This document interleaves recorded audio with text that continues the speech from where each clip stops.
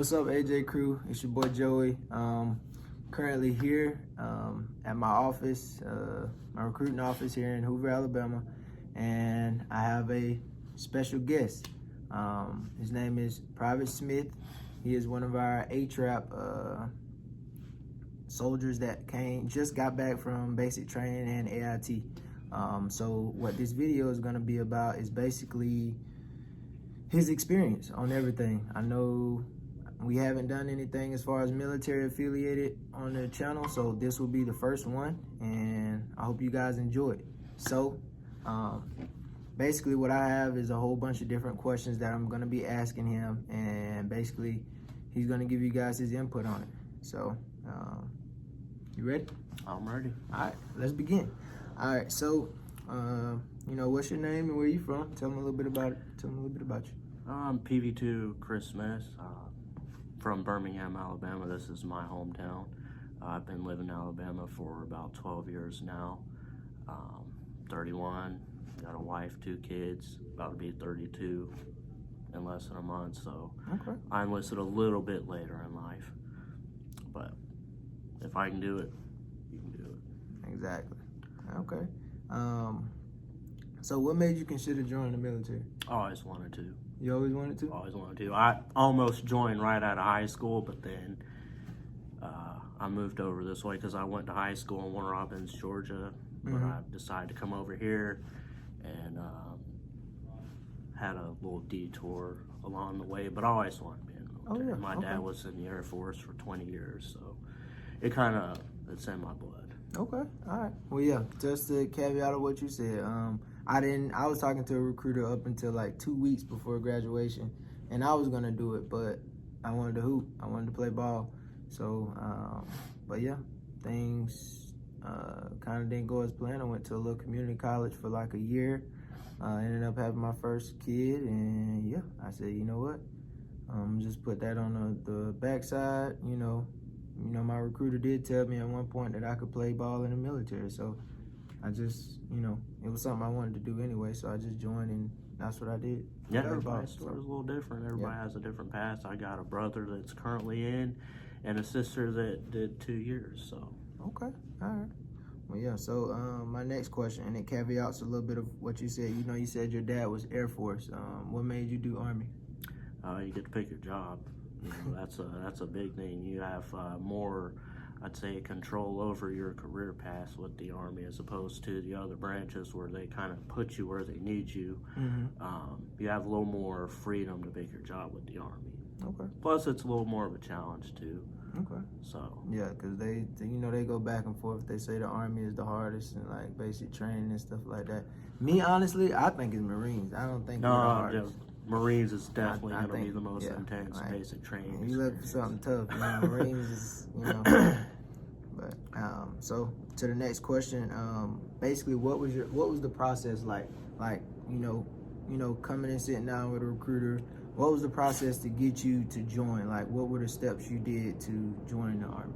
Well, first you gotta stop by the recruiting office or call a recruiter. That's obviously going to be the first thing you do. Fill out a lot of paperwork, background checks, all that, security clearance questionnaire. It's like a regular job application, but without, your normal job application doesn't involve a security clearance questionnaire, but they have to make sure that they vet you and make sure that you're actually fit for duty, fit for service. So you do that, and then you took the ASVAB, right? If you haven't already, like some high schools will have people take the ASVAB. I took the ASVAB initially in high school, but since it was so long between me actually taking the ASVAB in high school and coming in here, I had to take it again. So, but you take the ASVAB, then after that they schedule a MEPS trip, so you go to MEPS and you do your medical processing, and they make sure that you are physically fit for duty. And then after that, if everything goes smoothly, you enlist, when you're done processing. Yeah. So, it's a simple yet complicated process. Yeah. And it's it can be long, but it can be short at the same time. It can. It depends on you, really. So basically you hit on, being able to pick your job. So nobody chose your job for you. You was able to pick it yourself, right? The whole way. And what job did you choose? 15 Hotel, which is aircraft hydraulics repair. Okay. All right. Dope. So where did you attend basic training? I attended basic training at good old Fort Jackson, South Carolina. Fort Relaxing Jackson, as they call it. They call relaxing, and I'm telling you right now, we weren't relaxing. We had some high-speed drill sergeants that, yeah, it was not relaxing. Okay. And how would you say basic training was as a whole? Like, what would you? Easy. It was easy? It was easy. Okay. It's mostly mental. There are some physical challenges that come with basic training. It's supposed to be physically challenging because the military is going to be physically challenging, but it's mostly mental. Yeah. Like, you just it's stay literally mentally strong. Don't let them get to you. You'll be fine. Yeah. Next question. Explain a little bit of like your first day, when you're out of reception, which is that first week when you're going through the process, getting your uniforms and stuff like that. But like that first day when you got off the bus, they call it like shark attack. Shark attack. When you getting off the bus with your bags and stuff, and they coming straight at you guys. How was that? Oh man, it was very hot that day. We were heat cap 5. I mean, it was like over 100 degrees. You've got a laundry bag full of your stuff. So you get off the bus and you run. Like, we ran everywhere. You run everywhere. But you run up to where our company area was. We had to hold the bag over our head and run in place. And there was one trainee that cried too. Oh my God. Don't cry. Yeah. They will get you, because she went from having one drill sergeant on her to like all of them, just like that. Don't cry. You will get swarmed. They will make it rough for you. So out of all the cycles of basic training, red, white, and blue phase, what was the hardest for you? Red phase is the most difficult. Yeah. It's boring. Lots of, because you're getting used to the schedule, getting up early, doing PT, and then sitting in a freaking classroom, which is boring as hell. And, trying to stay awake. White phase, I would say, was the fun part because you get to go to the ranges pretty much all day and shoot. I mean, who don't like to shoot? I do. I freaking love shooting. So white phase was the fun part for me. Got to do some obstacle courses in red phase, so it's not all bad.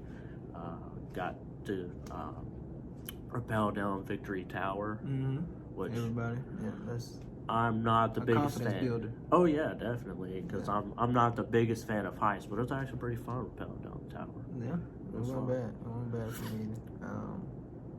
So how was the gas chamber? It sucks. A lot of people ask about that. It sucks, but it's not that bad. At least for me. Like, the worst part was it tastes terrible, and it made my eyes water, but other than that, it wasn't really that bad for me. Now, other people were all acting like they were dying. But it wasn't that Y'all bad. had some people like drop to their knees and stuff like that, or just being extra? Well, there are a lot of people that were extra about everything. You would have thought they were dying, but it wasn't that bad. A little uncomfortable, but okay. the Pro Mask does work. You may not think so, like, man, this janky little thing, you sure that's going to work? It does. If you wear it right, it does. Okay. What pushed you to help make it through basic training? Like, what was your train of thought that just pushed you, like, through the negativity and just like anything, like missing family? You said you married, have kids and all of that. So what pushed you? Well, the thought of actually, being able to see my family again, wanting to make my family proud, plus when I set my mind to something, I see it through. So I don't quit. Plus, quitters in the military are frowned upon anyways. Like, there are people that try to quit and don't quit. It's worth it in the end, Just the thought of achieving something that you didn't think you could achieve, and seeing my family, my battle buddies, embracing the suck with them, going through it all with them, we kind of pushed each other. So. And you gained some good friends through it too, right? Still got some. Yep. Still in contact with them. Probably be in contact for the rest of our lives. Yep. That's how it is with me, man. Next question. Do you feel as if you need to be in tip-top shape before you go out the basic training? To make it easier. But I mean, I wasn't in the greatest shape, and they get you there. I mean, exactly. And plus you have to push yourself too. You do PT every day, but you get out of what you put into it. So if you work hard and you push yourself, you'll be fine. I mean, I started out running my 2 mile time went from 17:22 to 14:02. So I mean, you push yourself, you work hard. Almost maxed out push-ups on my last APFT. Did 74. Max for me is 77. So I mean, oh wow, oh yeah, came close to maxing, a little close to maxing run. Got like 91 points, but I mean, if you work hard, you can really get in shape. Okay. But definitely be easier if you're already in shape, then you can just improve on that. All right. And after, like, you know, all the yelling and all of that from the drill sergeants, at what point or like what phase did they calm down? Was it around blue phase? Kind of, sort of. I mean, we had some rowdy Drill trainees in Oh, our rowdy company trainees? Oh, that okay. were like, you tell them to lock it up, and like 2 seconds later they're back. I mean, people just did not know how to lock it up in formation and stuff. So I mean, we were. And when you say lock it up, what do you mean by that? Like, Well, that's a nice way of saying. okay.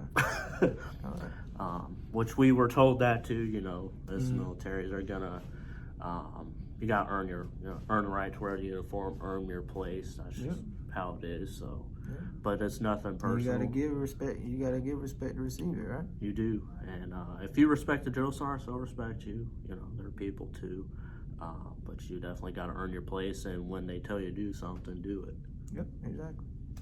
Next question: how were the FTXs, and how many, did you go through basic training? FTXs were easy to me. The first one, which is called the hammer, that's the end of red phase. The ruck march was kind of rough because none of us knew how to pack a rucksack and all that. It's a 5 mile ruck, which now would be easy. I mean, yeah. But when you don't know how to pack a ruck and it's all moving all over the place, it's pretty rough. But the actual exercise was mostly like class type stuff. We didn't actually do anything, so you're just learning the basics. And then at the end of white phase, you have the anvil, which was a 7.5 mile ruck, which seemed, it was easy. Because at that point, the more you do it, the better you get at it, right? Oh yeah, and we marched everywhere. We, like, when we would go to the ranges, we would, we had a packing list, and we'd take our assault packs everywhere. So you're used to carrying weight on your back anyways, which also helps when you do the ruck marches. It makes them easier. So the anvil is a little more hands-on. We got to, it was a little more fun. We were out there for 3 days and 2 nights.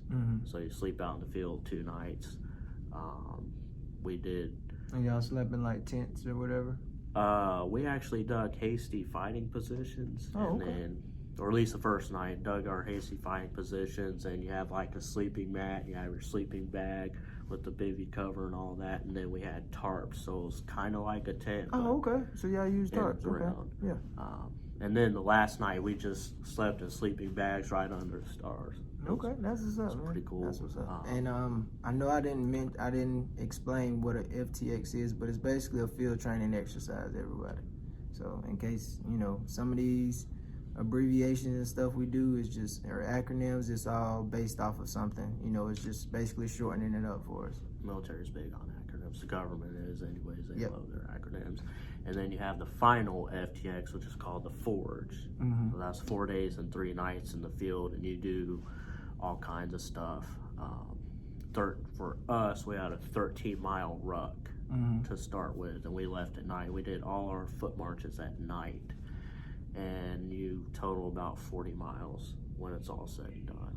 That's what's up. It sounds pretty terrible, but it's not that bad. It's really not. And there's some fun events like the NIC, the Night Infiltration Course, which you move under machine gun fire. Of course, it's at a safe level above your head, so you're not going to die, but do stay on the ground. You low crawl and you move towards fire, basically to give you confidence that if you're in a combat situation and people are shooting at you, you're not going to freeze up. Mm-hmm. You know, you just move towards it and do what you got to do. Yep, exactly. Okay. You know, a lot of people be asking about what you guys are eating and stuff like that. And MREs, that's what we eat out in the field and stuff. So how was that, and what was your favorite one? MREs aren't bad. Some of them. There are some that are nasty. The entree Yeah, I agree. is pretty Some nasty. of them are nasty. I'm not gonna lie to you. Some of them are disgusting. But there are some that are pretty good. What was your favorite? I gotta say the meatballs at marinara. It was really good. The marinara sauce is one of the best MREs I had. Yeah, I think mine was chili and beans, or chili with beans, however they put it. A lot of people like that one too. They had like a pizza one. They had breakfast. They even had like vegetarian MREs too. For the vegetarian one, I think it was cheese tortellini that I liked. That was pretty good too. Yeah, it was pretty good. The pastas are pretty good. They had one that was like vegetarian taco kind of deals. It wasn't too bad. Okay. And last question, as far as, you know, basic training goes, like the phone situation, because I know everybody's like, I cannot have my phone for this long or that long. How was that, like, as far as you guys getting your phones? I mean, you're so busy with training. Personally, I didn't worry about my phone. Like, you can write letters home and all that. And, I mean, it's not the greatest way to communicate. It's kind of inconvenient because you can only write letters in your downtime. You know, when you're in basic training, you're there to train, so you shouldn't be worried about a phone anyways. I'm glad we didn't have our phones because people get absorbed in their phones and they're not focused on anything else. You gotta focus on your training. Yep. Cause you're training for an actual job. Like, this is like what the real deal, like what you're gonna be doing. I agree 100%. You go down range and you're in a combat environment, you're not gonna be worried about your phone. Just, you know, looking out for your battle buddies and you're just trying to survive. You know, so you have to be focused. You have to pay attention to what you're doing because everything we do is important. And it has a purpose. So. All right, to get into AIT, and basically what that is, advanced individual training. I just said annual. So basically what that is that's when you go off, you're done with basic training and you learn your job, like basically what you chose to do, or, you know, what the military had you do, you know, depending on what branch you go to. But it's advanced individual training and you learn your actual job. So where'd you go to AIT? I went to AIT at Fort Eustis, Virginia. Okay. Home of Trade Dock headquarters, by the way. So. Okay. And how was AIT? I would say for my experience, it was a lot like basic training, but with more privileges. So our drill sergeants were pretty strict. Still all about standards and discipline, which is something you should learn in basic training. And they, we're still pushing standards and discipline even with AIT. We just had a little bit more freedoms, but you can still get smoked and all that other stuff. You still have SOP that you have to follow. We made our beds with hospital corners and all that stuff, had a certain way that we had to have our rooms. The barracks are nicer. Our barracks were relatively new, so they were nice. We had at least 3 people to a room. So, you know, it's, for me, it was more like basic, but more classroom. So when we went to class, since I'm in aviation, we had our class in a hangar. That was, I'd say one of my favorite parts was actually going and learning the job and actually having hands-on training with what we're actually doing at a unit. What was your daily routine like during AIT? Everybody is a little bit different, but then it's going to be the same. So everybody might get up a little bit different because nobody's waking you up. You got to wake yourself up because, you know, in basic, we always had someone waking us up. But in AIT, you know, you're expected to be a little bit more of an adult, you know, wake yourself up, get to PT formation on time. So for me, I like to kind of take my time, get my mind right before going outside. So I get up at 04 every day. What time did PT start? 05:30. That was our first formation. So 05:30 to 06:30 is our PT. After PT, go upstairs, conduct hygiene, get a duty uniform. We would usually have total line procedures afterwards, so they'd come by and check our rooms, make sure our beds are made up to standard, all that stuff. And after that, we'd go to chow. After chow, you go to class, and class was 09 to, for us, around 16:30 is when we'd get out. So, I mean, it was to simulate kind of like a typical work day when you go to an actual unit as far as the schedule goes. Okay. All right. Next question: how much time did you have left in AIT before you received your orders? Like, to know where you were going. Like, at what point? Do you remember? I think it was in January when I got my orders, but everybody's gonna be a little bit different. But how much time did you have left, like in AIT though, like in job training? Like about 3 weeks, 2 or 3 weeks? Actually, more than that. It was more than that? Oh, so yeah, so y'all got jobs, because I remember us getting ours probably. We had like 2 weeks left. So it was either January or February, or I think it may have been about 5-6 weeks out, maybe more than that. Some people get their orders pretty quick, and then some of them might get them a little bit later. So that's okay. So yeah. And with that, asking about when did you get your orders? Where did you get orders to? Where you headed? I'm going to the great place, Fort Hood, Texas. Okay, that was my first duty station, man. I loved it. They called it a great place. I was an MP. It wasn't a great place for me. Like, as far as like work, because we were swamped all the time. Being an MP out there, that's where you get the best training as far as being a military police, because you come into contact with every situation, from drugs, domestic violence, anything that you can think of. Like, that would happen on the civilian side, it happened on the military side at Fort Hood. I'll just put it that way. But yeah. I've heard about some of the shenanigans that can ensue out there. Yes. So, I got basically 2 more questions for you. First one is, if there was anything you'd like to change about your experience so far, what would it be, or no changes? I mean, it's been a pretty good experience. I mean, it would be nice to be treated a little bit more like an adult, but at the same time, most people that go through Basic and AIT are not 31 years old, so So yeah.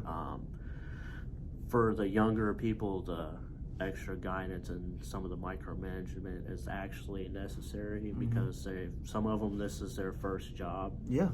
They're not used to having someone tell them what to do, per se, and them not having any other choice. Yeah, and structure, a plan based out already. Everything was already planned out for y'all every day, right? Everything, from time you start your graduation date, that is set in stone. Yep.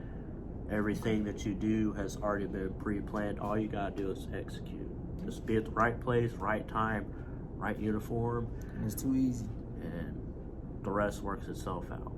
Okay, and to wrap things up, just a caveat of, going back to what I asked earlier, what type of courage or advice, you shared your whole experience, but what type of advice, or courage would you give someone else, either, watching this video right now that's thinking about it, who really hasn't thought about it, or, somebody that's, planning to do it but hasn't really had anyone to talk to about their experience about it? What kind of guidance would you give them? I mean, if you're thinking about it and it's something that you're strongly considering, I'd say do it. I mean, I'm 31. I went through Basic and AIT. I stuck it out. It's not as bad as some people might want you to believe. It's actually easy. You just have to be smart about it. So if you're thinking about it, I would suggest, if it's, you'll regret it if you don't. A lot of people say that, who have thought about it, who ended up not doing so, and their time passed, they regret not doing so, because it's a worthwhile experience. Not even if you don't do a whole 20 years, just getting that experience, right? The experience, the discipline, you learn valuable leadership skills. You learn how to handle stressful situations. Just overall, it's a good experience for anybody. Even if you do, just one enlistment, you learn a lot, and in a short amount of time too. For me, I'm going to be in for at least 6 years. Okay. That's my initial active duty enlistment. So, but the relationships you build, interpersonal skills that you develop, some people lack those when they initially join because, lack of experience. You learn how to be responsible, all that stuff. They teach you that. They set you up for success. And your success, that depends on you. So if you're thinking about it, I'd say go for it. Okay. You don't have anything to lose, everything to gain. And those who may be scared about basic training or scared about, what if this happened, you're taken care of. Safety protocols are always adhered to, I guess you could say. Yeah, for sure. Safety, for sure. They're always making sure that you're safe, and if there's something that isn't safe, then you avoid those things. Yeah, because at the end of the day, with being safety is like first in everything, because if something goes wrong, their job is at stake. They're pretty much responsible for all you guys that's going through that training. So, and that's a big responsibility too. Yes. And they take it seriously. So you should take it seriously. You go through basic training, it's not a joke. Like some people are like, oh, whatever, You should take it seriously, because even if you're not in a combat MOS, you could still deploy to a combat zone, and you might have to go outside the wire. Two of my drill sergeants who, in AIT, they're all aviation, maintainer MOSs. Two of them had combat action badges. So just because you're not necessarily in a combat MOS doesn't mean that you're not going to see combat. Yeah. And the other way, you may not. Everybody's experience is different. Yeah, I'm almost 8 years in and I have none. So it just really depends. Yeah. Everybody's different. Something like a lot of my instructors have multiple combat deployments. So they deployed with multiple units. They can wear different, combat unit patches. So everybody's experience is different. You get out of it what you put into it. So if you work hard, I had an instructor who made E6 in 6 years, which is pretty good. He was an E5 in 3 years. So that was me. That was literally me. That was E5 and 3 sergeant, and then staff sergeant I actually made staff sergeant 1 November, and then I hit my 6 years on the 14th of November. So I actually did it in 5 and, right at 6 basically. So you work hard, you can, the sky's the limit. It's a high risk, high reward thing. It is risky. Obviously, it is the military, but there's lots of rewards, the benefits that come with being in the military.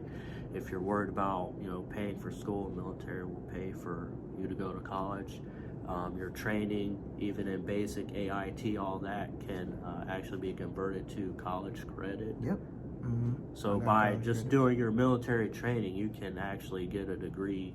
It was like a military science degree, but it's a degree that you actually got paid to acquire at the same time. You can't beat that. Yep. If you're married and you have children, you get BAH, BAS, all that stuff, which helps out.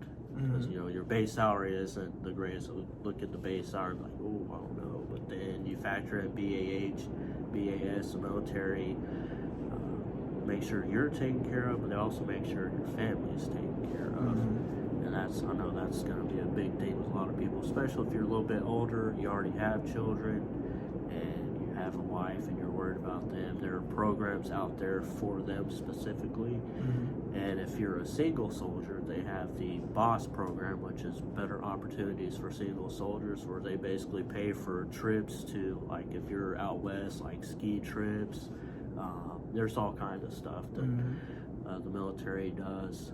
That was a good boss. That's big for the single soldiers. Boss is really good. So we got to go to a Super Bowl party that was hosted by Boss. Freaking, you know, they had them up on the projectors, and it was pretty fun. And they paid for a DC trip. I didn't get to go because I didn't know about it, but they hosted a DC trip where basically people that were in the units around us got to basically go off post and tour Washington DC, and it was all paid for. That's what's up. So I mean, you can't beat that. Yeah, you can't. I ain't never been to DC, so I would love to do it. So. And then of course you get to PCS to different places, so you might get to go to South Korea. There's a lot to do in South Korea. Flights over there are relatively inexpensive. I know now nobody's going anywhere, but in a normal situation, you go to South Korea, you can go to Japan for relatively, you know, take a weekend trip to Japan or Thailand or wherever. See Asia, which is a good duty station for at least my MOS, which I know we're not the only ones over there, but you go to Germany, you can tour Europe. Have weekend trips, just going to different European countries, see what Europe has to offer. Go to Hawaii. A lot of people want to go there. Go to Alaska. So if you like ice fishing, outdoor stuff, Alaska's a good place. Yeah, that's where my wife from. She's actually from Anchorage too. So, yeah. Lots of beautiful places you can go to. Fort Carson, which is another duty station a lot of people want to go to if you like outdoor stuff, skiing and all that. Of course, Texas has a lot to offer. So, I mean, you get to see different parts of the world, get paid to go to those different places. Basically. And I know if you're deployed overseas, your paycheck is tax-free, so you make extra money. Bank, while being get deployed, all that extra pay for being in, you know, hazardous situations and stuff like that. And yes, it's separation pay. Separation pay if you have kids, married, all of that. So yeah, it's a pretty big deal. It's not bad at all. And then you get the experience too. I mean, you can't beat the experience. And then you have fun too. You know, it's not all embracing the suck. You do have to do that. I mean, we've done PT in the rain, we've done ruck marches in the rain, but you can have fun while doing that stuff. You got your battle buddies right there, and you get to do it with them, and you know, make memories with them, and you know, you get each other through, push each other. And to me, that's what's made the military experience the worthwhile for me, is just having that relationship with your battles, and you're doing all your Army stuff together, and there's some funny people that you get to meet too. Different personalities, people from all over the world. Just in my class, we had a guy from Nigeria, a guy from Puerto Rico, we had a guy from Russia. You know, there are a lot of Russian jokes that ensue with that one. This guy's KGB. No, he wasn't. They're actually pretty cool people. You know, you get to meet a lot of cool people that you otherwise probably would not talk to if you were not in the military, but the military puts you in a position where you pretty much have to talk to them, and then you find out, hey, these guys are pretty cool. There are some people that I met in base, and I'm like, man, this guy, and they thought the same thing about me, and then we end up being friends afterwards. So that's it's how it is. Cool how that stuff works. That's basically experience for you. Everybody have that type of experience, but I mean, that pretty much wraps up everything. You know, right before we cut this video off though, do you wanna you know, shout out? I know you said you had a channel. I do. I don't have any videos on it right now, but I do plan on at least putting a link to this video on it. I think it's just under Chris Smith right now. That's my name. So, but I will comment on this video so that way people can interact with me, and I'll see if I can put this video on my channel as well. And I might actually make some more military related videos. I've been thinking about doing that, just to answer any questions people might have. Yeah, because people gonna ask them, man, young and older. You know, a lot of people think because you're, you know, in your 30s you can't join. So between 17 and 35, you know, that's the cutoff age is 35. So there's still hope for you guys that's 32, 33. You know, you're not too old to join. It's still possible. And then they do age waivers as well. So, I mean, there's almost a waiver for everything. There's almost a profile for everything, but almost a waiver for everything, too. Yeah. Including an age waiver. And if you're prior service and you want to get back in the game, and you're past the 35 age mark, they take the time that you're in service and subtract it from your age. Yep, basically. It's and that time is based off of active duty service time. So depending on how much active duty service time you have, they subtract that from your age, and then that puts you, that's how they age you basically for the military, for the Army at least.